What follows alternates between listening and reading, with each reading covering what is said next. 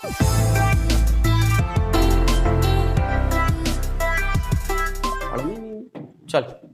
Question है गतिमान आवेश एवं चुंबकीय क्षेत्र में सबसे पहले क्वेश्चन, इसके बाद सबसे लास्ट क्वेश्चन आता है दो समांतर धारावाही तारों के बीच कार्य करने वाला चुंबकीय बल। क्या हेडिंग है? दो समांतर धारावाही तारों के बीच, दो समांतर धारावाही तारों के बीच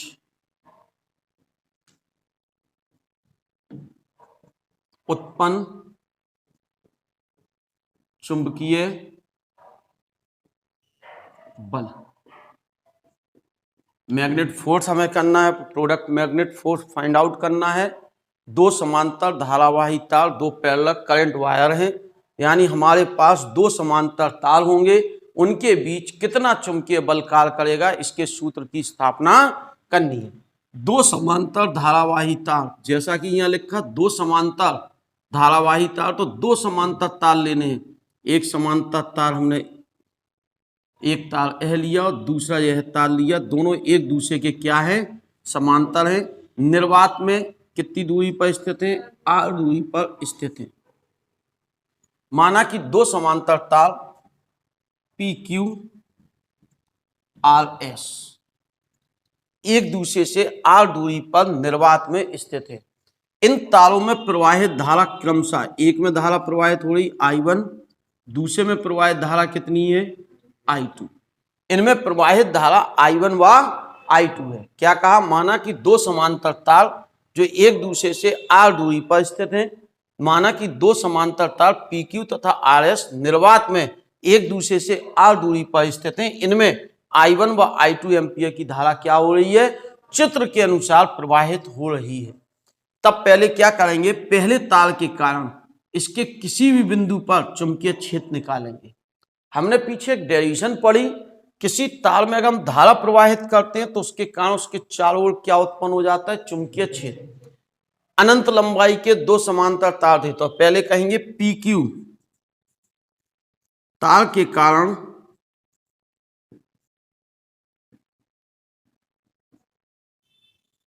RS तार के किसी बिंदु पर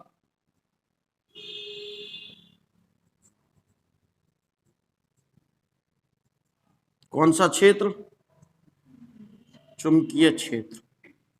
V1 बराबर μ0 अपॉन 2π I1 अपॉन, यहां से यहां तक की दूरी कितनी है? R है।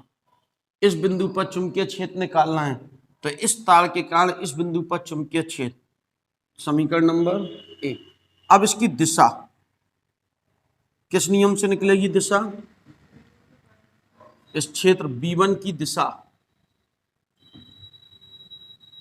कौन से नियम से निकालेंगे? दाएं हाथ के हथेली के नियम से। दाएं हाथ की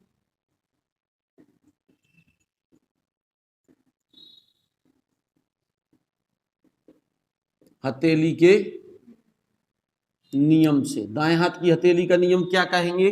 दाएं हाथ को इस प्रकार फैलावे, सभी उंगलियां बिंदु की ओर, क्षेत्र निकालना है, क्षेत्र, सभी उंगलियां बिंदु की ओर। अंगूठा किसकी दिशा में? धारा की दिशा में हो तो हथेली के लंबवत चुंबकीय क्षेत्र होता है। दाएं हाथ को फैलाया, यह बिंदु की ओर, बिंदु की ओर। अंगूठा किसकी दिशा में? धारा। चुंबकीय क्षेत्र कागज तल के लंबवत कहाँ की ओर है? नीचे की ओर। तो इस पर चुंबकीय क्षेत्र जो है वो कागज तल के लंबवत कहाँ की ओर है? नीचे की ओर है। तो हम इसे क्रॉस बना दे रहे हैं, यहाँ M बिंदु कह दिया हमने इसे। तो M पर, इस बिंदु पर V1 की दिशा नियम से ज्ञात करने पर क्या होती है? कागज तल के लंबवत कहाँ की ओर? नीचे की ओर।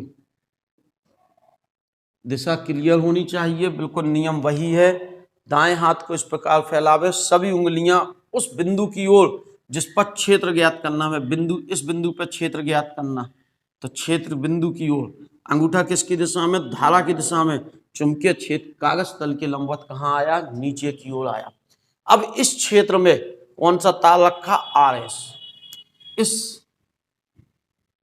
B1 चुंबकीय क्षेत्र में आर एस तार स्थित है, अतः इस तार पर, कौन सा तार, आर एस पर लगने वाला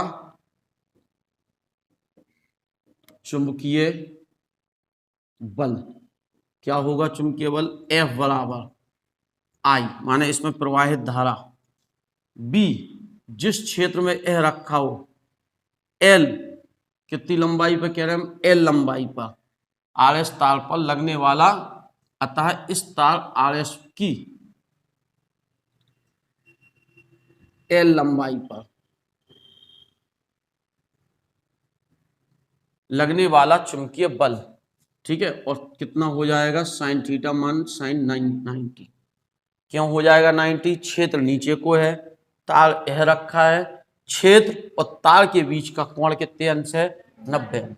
क्षेत्र कागज तल के लंबवत नीचे की ओर है और तार कागज तल में रखा है, यह रखा है, और क्षेत्र, तो इनके बीच का कोण कितने अंश है, 90। F बराबर I2 अपनी जगह, V1 का मान समीकरण 1 से रख दो, μ0 अपॉन 2 पाई I1 upon R into L। तो F अपॉन L बराबर μ0 अपॉन 2 पाई I1 I2 अपॉन, अब इस बल की दिशा निकालनी है। बल की दिशा ज्ञात करने के लिए फ्लेमिंग के बाएं हाथ का नियम का प्रयोग करेंगे। बाएं हाथ का नियम क्या कहता है, बाएं हाथ की मध्यमा, तर्जनी, अंगूठा परस्पर इस प्रकार रखें कि मध्यमा, तर्जनी, अंगूठा परस्पर क्या रहें, लंबवत रहें। मध्यमा उंगली विद्युत धारा की दिशा में, तर्जनी उंगली चुंबकीय क्षेत्र की दिशा में, तो अंगूठा बल की दिशा को क्या करता है, व्यक्त। इस बल की दिशा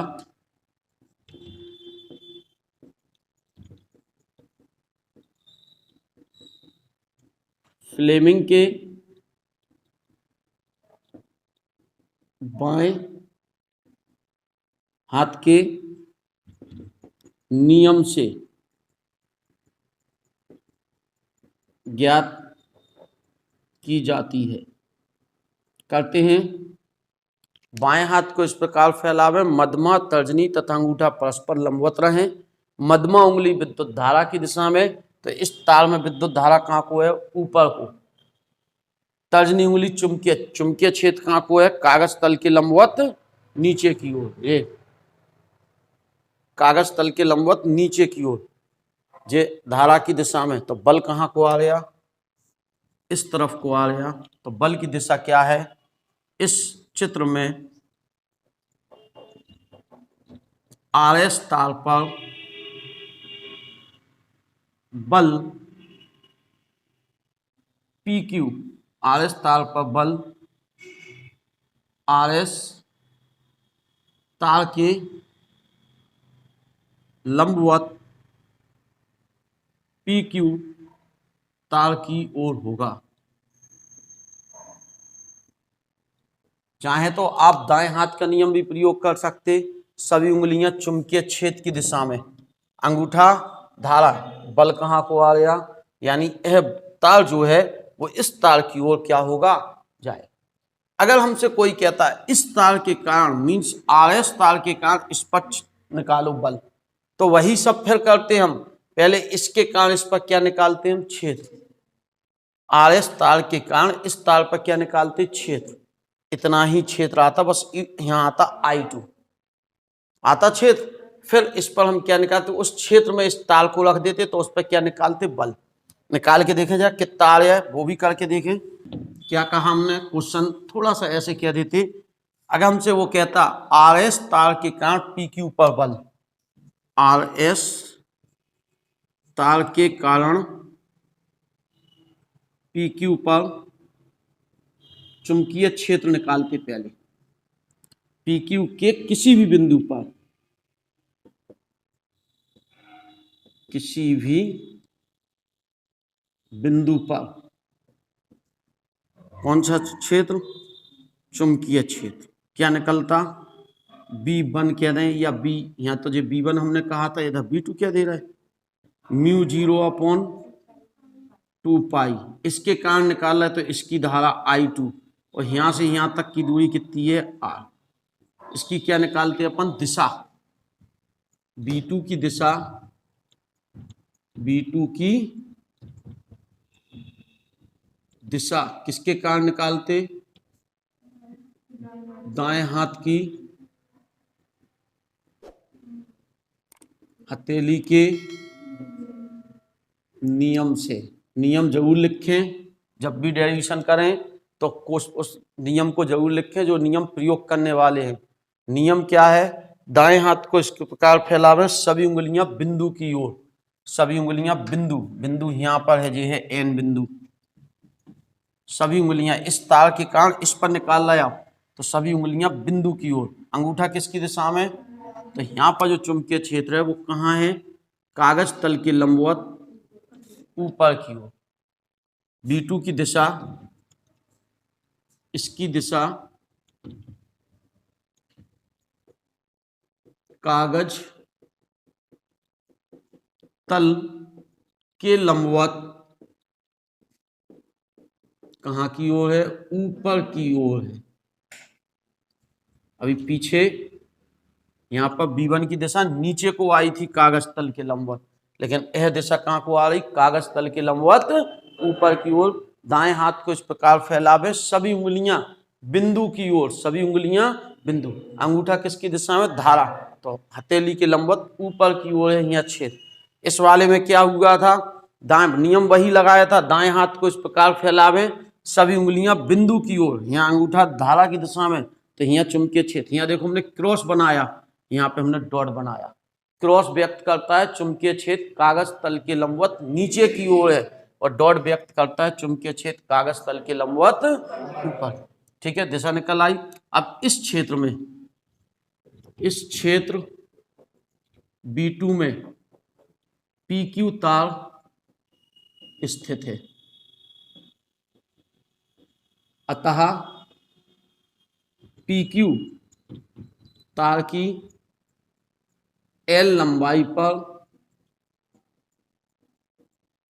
उत्पन्न चुंबकीय बल F बराबर I1। इस तार पे धारा जिस क्षेत्र में रखा हो B2, जितनी लंबाई पर चाहिए हो L sine theta so sine 90, क्यों, क्षेत्र ऊपर को है, तार A है, इन दोनों के बीच का कोण कितने अंश है, 90 अंश।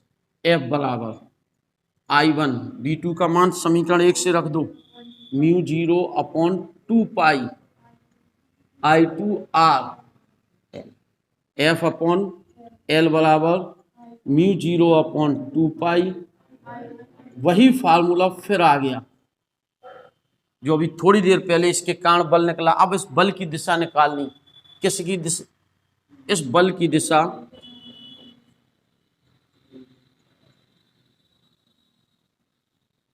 फ्लेमिंग के बाएं हाथ के नियम से ज्ञात करती हैं। करें, क्या आती है दिशा, बाएं हाथ को इस प्रकार फैलावे, मध्यमा तर्जनी अंगूठा परस्पर लंबवत रहें। मध्यमा उंगली विद्युत धारा, धारा कहाँ को है, ऊपर को। तर्जनी उंगली चुंबकीय क्षेत्र, चुंबकीय क्षेत्र कहाँ को है, लंबवत ऊपर की ओर, ये बिंदु ऊपर की ओर, चुंबकीय क्षेत्र की दिशा में। ये देखो ऊपर को धारा ये प्रवाहित हो रही, बल कहाँ को लग रहा, इस दिशा में लग रहा है बल। तो इसकी दिशा क्या आई, इस बल की दिशा PQ तार के लंबवत कहाँ की ओर है, RS की ओर है। हमने दोनों बार बल निकाला, देखा हम बल एक दूसरे की ओर लग रहा है, यानी जब एक ही दिशा में धारा है तो यह बल क्या है? आकर्षण है। तो इस वाले चित्र में धारा ऊपरी को है दोनों में, तो इस वाले में जो बल है वो क्या है? आकर्षण है। जब आकर्षण है तो यह तार अंदर की ओर क्या होंगे? झुकेंगे। मीन्स इस तरह से हो जाएंगे जी तार। अगर हम यहाँ क्लैंप से कस दें तो ये अंदर को खींचने का क्या करेंगे? प्रयास करेंगे। अगर क्वेश्चन ये कह देते कि तार में धारा जो है वो विपरीत दिशा में प्रवाहित हो रही है, तो जरा क्या होता उसको समझें। एक चित्र और बनाते हैं, फिर वही सब आएगा, क्षेत्र वही होगा, बल वही होगा। बस क्वेश्चन हमने यह कहा, यह दोनों तार हैं, इन दोनों तारों में धारा एक दूसरे के क्या प्रवाहित हो रही है? विपरीत। एक में धारा ऊपर को जा रही है, एक में धारा। तो पहले इसके कारण इस पर क्या निकालेंगे हम? क्षेत्र। क्षेत्र कैसे कितना निकलेगा? V1 बराबर μ0/2π I1/r। इसकी दिशा कैसे निकालोगे? बिंदु की ओर। इस तार पर चाहिए हमें क्षेत्र, इस बिंदु पर। तो पहले बिंदु की ओर, अंगूठा किसकी दिशा में? धारा है। यहाँ पर क्षेत्र कागज तल के लंबवत नीचे की ओर आ गया V1। अब इसके कारण इस पर बल निकालेंगे दूसरे पर। F बराबर I2, इसकी धारा जिस क्षेत्र में रखा हो V1, L लंबाई पर sin 90 हो जाएगा। कितना हो जाएगा? इसका मान रख दोगे, यह μ0/2π I1 I2/r और F/L हो जाए। देख रहे हो, वही फार्मूला तैयार। बस बल की दिशा निकालें दाएं हाथ को, या फ्लेमिंग के बाएं हाथ के नियम से मध्यमा धारा की दिशा में। धारा कहाँ को है?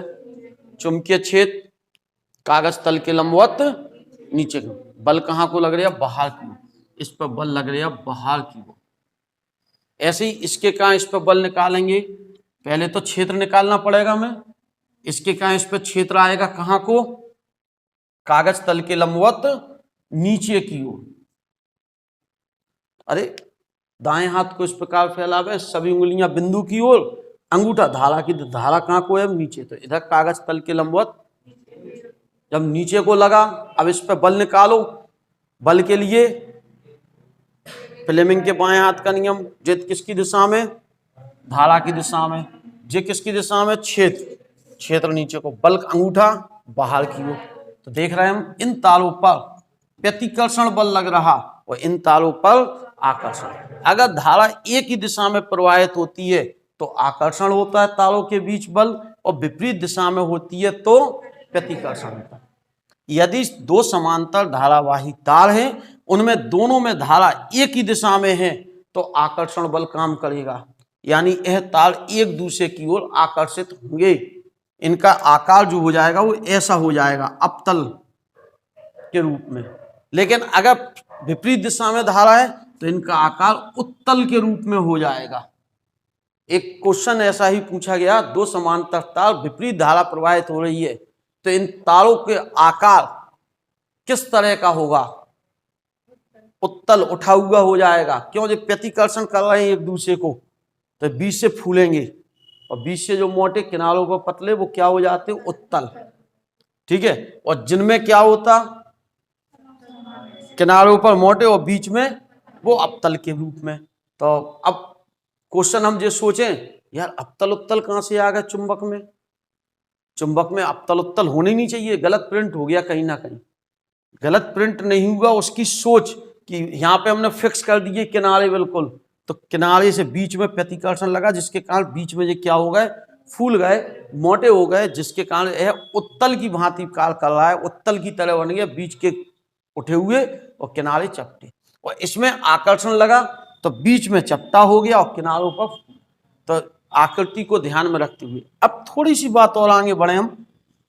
हमने कहा इन दो तारों के बीच, इसे हम हटाएं दे रहे हैं थोड़ी, दो समांतर धारावाही तारों के बीच जो चुंबकीय बल आया था वो था F/L μ0/2π I1 I2। यदि दोनों तारों में धारा समान प्रवाहित हो, अर्थात I1 बराबर I2 बराबर I, तो यही फार्मूला F/L बराबर μ0/2π I²/r। अब ध्यान से सुनना, जहां म्यू 0 अपॉन 2 पाई का मान 2 गुणे 10 की घात -7 न्यूटन प्रति एम्पियर स्क्वायर। यदि L बराबर 1 मीटर, R बराबर 1 मीटर, तो F अपॉन L जो हो गया 2 गुणे 10 की घात -7 और I बराबर भी 1 एम्पियर हो तो 1 का स्क्वायर बटे 1, तो F बराबर 2 गुणे 10 की घात -7 न्यूटन प्रति मीटर। परिभाषा बन गई एम्पियर की। क्या बन गई?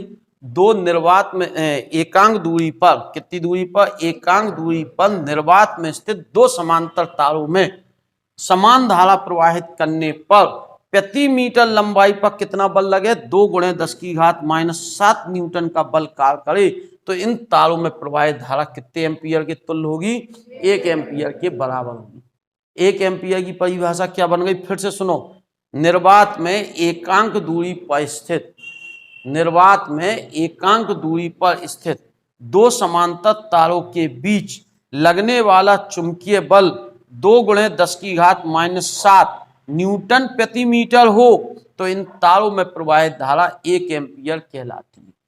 यहाँ 1 मीटर माने प्रति मीटर वर्ड लिखा है। यहाँ 1 मीटर माने प्रति मीटर। क्या कहा?